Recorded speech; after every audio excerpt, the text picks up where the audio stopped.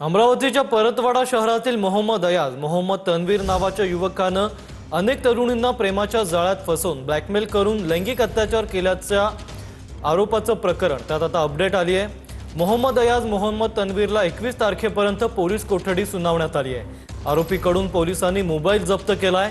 आरोपी तरुणाचे तरुणींसोबतचे अश्लील व्हिडिओ सोशल मीडियावर व्हायरल करण्यात आले आहेत। जे आपल्यापर्यंत आता आहे त्यामध्ये 7 ते 8 मुलीचं त्यामध्ये फोटो दिसत आहेत, परंतु अजूनही त्यामध्ये डिव्हाइस चेक केल्यानंतर अजूनही असू शकतात। त्याच्यानंतर इतर काही त्यांनी इन्स्ट्रुमेंट वापरले आहे का ते तपासामध्ये शोधावं लागेल आणि त्यानुसार किती मुलीचं त्यामध्ये त्यांना लैंगिक शोषण केलं ते निष्पन्न होईल। विक्टीमपर्यंत पोहोचू आपण, विक्टीमपर्यंत त्यांना आव्हान आपण केलेलं आहे। माननीय SP सरांनी सुद्धा आव्हान केलेलं आहे। विक्टीमपर्यंत आमच्या महिला अधिकारी पोहोचतील आणि त्यांच्याकडे चौकशी करून किंवा तपास करून असं काही आहे का ते पण आपण निष्पन्न करू। सायबरकडनं त्याची माहिती घेत आहोत, त्याच्या डिव्हाइसमधूनही आपल्याला माहिती प्राप्त होईल। त्यानंतर आपल्याला बोलणं उचित होईल की एक्झॅक्ट किती मुली त्यामध्ये आहेत। तर अमरावतीच्या परतवाडामध्ये लैंगिक अत्याचार प्रकरण केल्याच्या आरोपामध्ये सध्या अपडेट समोर येते।